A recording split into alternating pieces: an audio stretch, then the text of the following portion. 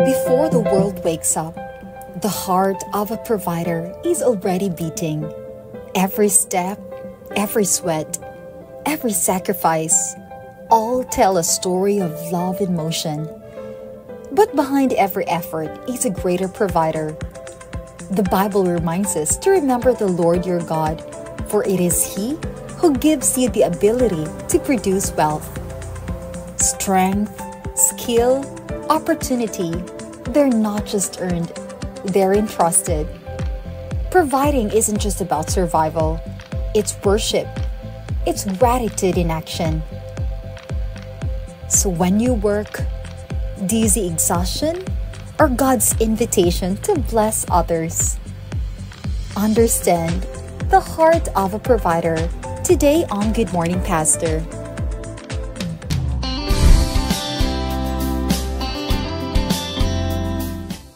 Yes, mga kapaglaom, and before na ako pasalamatan sa atong hugot plus, ato ang scriptwriter Daryl Lictin. Thank you kayo so much atong migoy diha sa China. And sa laing bahin mga kapaglaom, makauban nato karon ang ato ang guwapong associate pastor sa Cagayan de Oro Central Church. Amo gini home court ni mga kapaglaom. Malilain atong guest pastor ni Buntaga, Pastor Sansan Pagunsan. Good morning, Pastor. Morning. Good morning, Pastor San. Thank you sa time, ha. Actually, ang young name is Darnell Scott, but he prefers to be called Sansan. Sansan na lang, kimasayon pa man yun. The Pastor Darnell o Pastor Scott. Oh, gwapo ni mga kapaglaom. Single na ka, Pastor San, no? Not available. Not available. Yes, tawagin ko. Ikaw yung nag-declare, eh. Murang kabalo naman na sa mga Elder ba yan? Alage, of course. Mga kapaglaom, among gipasalamatan di ay, bago ta mo dayon sa ato ang topic, no? Among gipasalamatan ang ato ang mga kapaglaom, Daryl Lictin and Yup Ictin, atong, yes, thank you so much wing atong segment producers sa Hugot Plus. And ang atong mga kapaglaom diya sa Japan and Dubai, nag-ingon sila, i-shout out nyo daw. Yes, thank you so much for watching. Dubai and Japan, thank you so much. And Pastor Sansan, yes, actually kaninga name no murag kana bitong ma-remember gyud ni mong childhood ani ba? Yes, ate. Actually kana nga pangalan atong pagpanganak gid nako, anak gid akong mga ate kay akong kuya Samsam. Anak sila nga, Dad, ma, ato na lang isansan ki para sayon ra pod. Mo nang sansan akong pangalan. Di ba? Kay kada mga repeated nga Joy, Sansan. Dagan gi kaayo. Pero anyway, mga kapaglaom, anong topic karon is the heart of a provider. Yes. Pastor San nag-iingon sa Deuteronomy 8:18. Yes. But remember the Lord your God, for it is He who gives you the ability to produce wealth.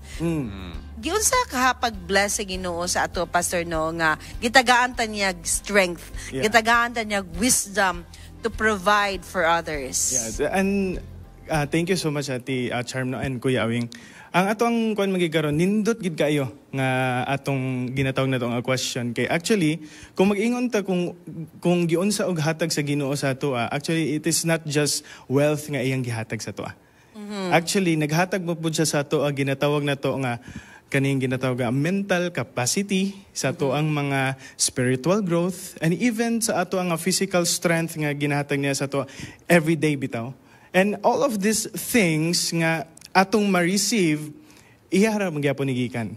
So one of the examples po akong mahatagan ni Ate Charm and Kuya Awing is that, for example, you are good at something at work. And you see your coworker or sa imong isa nimo kahigalang, uy, naglisod man. Pwede po nato ni gamito na atong talento kay maayo man taan ni ato silang matabangan. You're sharing. Yeah, pwede nato ma-share ni ang ato ang ginatawag na to nga talent or sa ato ang gihatag sa Ginoo sa ato nga mga gifts para pod mahatagan po nato og kahayag ang atong mga. Ganahan ko sa imong giingon, Pastor San, no, nga God has equipped us with mental capacity. Yes po. Not just emotional. I mean, emotional capacity, we were provided our emotions, di ba? And these things nga tong like masukuta, mahapita. And these are gifts from God to feel nga human ta. And to add on that is a mental capacity. Yes po. Nga makaprovide sa uban. Hindi po ka masuko. Mayroon man kasi mong bana na, unsa ka? Robot. O di, I Ka- agree. Oh, Kay robot ka? Suko ba? Suko. Kay kung dili kayo nimo makit-an gyud ug unsay kinaiya gyud sa tawo, kung wala gyud ka nakakita kung nasuko siya. Kana bitong actually kana bitong gapugong-pugong for me plastic na. Plastic Oh, na. dili na siya. Pagawas ganyan yes. sa imong But ibati. ipagawas siya in a professional Correct. way. Yes. Dili nga as in kuan na lang gyud. So ato tas pamilya Pastor San. Usaha mo yes. nato nga moabot nga pagpaningkamot sa tong pamilya mahimo kining kabahin sa Dios. Kung kanino po sa tong family man pod, actually not only to our family pero sa people pod sa atong kwan ba, sa atong surroundings. Kung unsaon ni nato kay kung sa atong family unsaon nato pagpakita sa ilaha nga natay kaning gihatagan ta og talento sa Ginoo, pwede mo po nato nga mapakita ang Christ-like character nga magsugod gayud. Unya kaning Christ-like character Kuya Awing and Ate Charm, magsugod gayud ni sa panimalay kung asa ka nagdako. Kay nga naman, kay kung ikaw maglakaw ka, magtrabaho na ka, madala man na nimo nga batasan man gyud sa uban pod nga mga tao. Oo. Opisina, oh. Kay for example, maabot ka sa opisina, makaingon gid ang mga tao ba nga Lahi ring niyo. there's something different with this person gid ba nga maulaw gid sila dool sa imo. For example, mahilig sila og kanang kalibotadon nga mga butang. Ikaw dili. So pressures on them bitong unsa man nato siya pag-invite oy nga dapat kun sila ang mabag-o ba sa ilang unsa nay buhaton. Ang ilang i-approach sa imuha is different na. Pastor San, when we talk about that, no, ang tanan man gyud nga atong gibuhat, it should be a worship to God. Yes, ba? Ate. It should lead, katoy imong giingon ganiha nga, it should lead others Yeah. on discovering why are you doing this and who is the one you're serving Yes, to. Ate. But there are really times, like you said, when you go to work, you can emulate nga mga good things. Yeah. You can there is Hope Channel, we can do greater things. Or sa church nga setting, ang pastor. These are the burden bearers. The elders of the church are the burden bearers. They are providing something for the church, for the entire church. Yeah. But then there are really times that they felt so burdened. Yeah. And ma-challenge po ang ilang kasing-kasing. Labi na kung dili beta mawad-an og problema mga kapaglaom. Correct. And gi-problema pag yun mo, ang problema sa tanan. Di ba? I mean, Yeah. to add on your personal problem, nagproblema ka unsaon pag-allocate og funds. Yeah. Unsaon pagpangita og something nga ma-happy ni siya, ma-okay tanan. And these things are so exhausting. Yes. But how can we divert our exhaustion, our tiredness into feeling blessed? At gabi atin na imong mga follow-up question. So nakuha ko nga, as a young pastor man gid on the field, it's different from the classroom. Kay atong mga professors mag-ingon sila sa atong mga teachers rather mag-ingon sila sa ato nga pag-abot ninyo didto ingani nimo kuan unya naka sa classroom. Pero Ate Charm, kato bitaw imong giingon nga atong mga elders makakuan gyapon sila burden. Ang pastor madalag gyapon na sila burden.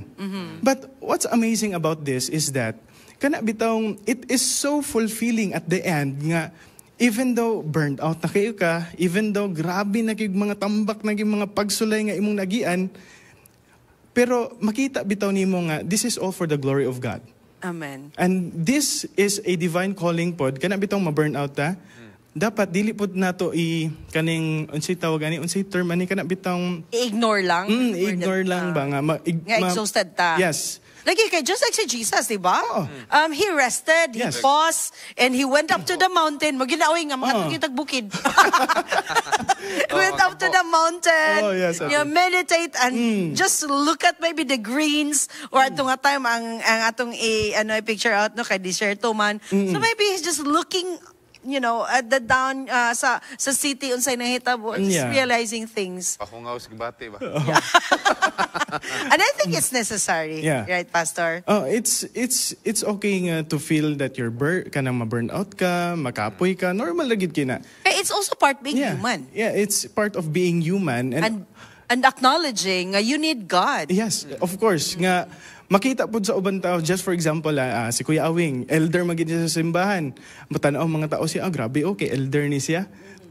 Ang tanaw pud ang lahi pud ang perspective, kumutan-aw sila og pastor. Agree. Oh. Kay mutanaw sila pastor. Di pwede masayop. Di pwede masayop. Kung masayop si pastor, ala, grabe ka, mag-backslide na lang ko ani. Di ba? Pagtanaw. Yeah. Pagtanaw gin. Pastor, mo ato ta sa Bible, sa karaan, si Jose o si Ruth, sa ilang sa atong makatunan nga ehemplo nila bisan sa kalisod nga nagian nila. Okay. For example, si Joseph and Ruth, no? Nindot kayo ni sila nga mga examples kay we all know the story of Joseph.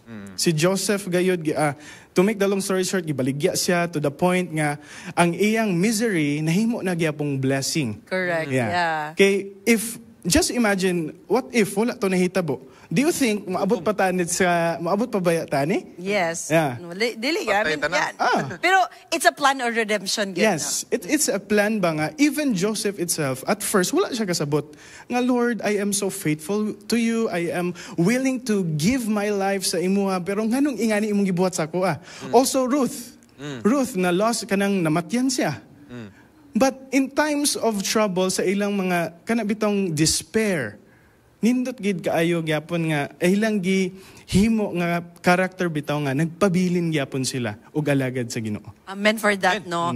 No matter what you're going through, mga kapaglaom, kapoy, yes? It's Admit that you're tiring. kapoy. Ginhawa lalom. Pause for a while, piyong, di ba, Wing? Yes. Paminaw og music. Hilak-hilak pud gamay. Normal. Normal na siya, but then padayon lang igsuon. Thank you, Pastor San. Pastor San, there are people now watching you. They're okay. fathers. They're mothers. Maybe single moms. Maybe provider nga ate, provider nga kuya. Or maybe a leader in an institution, organization, or church, elders. What can you tell them? Nga ma-realize sila nga the things that they do, instead nga may mo siyang burden, but it will be a blessing to them. Yeah.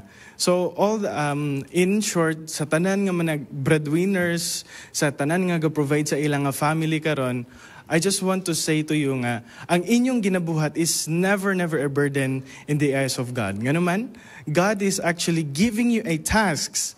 Unya, kana ang imuang position karon. For example, if you're a breadwinner, isa na ni nga challenge ni Ginoong Hesus sa imong kinabuhi. And be blessed kay ikaw ang gisaligan ni Ginoong Hesus nga ikaw ang mag-provide nila. And instead of being burnt out, see it as a blessing into your life. Amen so much. I mean, thank you so much, Pastor San. And actually, mo yung giingon nila nga mindset ba? Mindset. Yes. I-mindset na to. Gabi sa kapoy. Correct. Pero, padayon ni. It's Amen. blessing to provide. It's a bless when you are providing.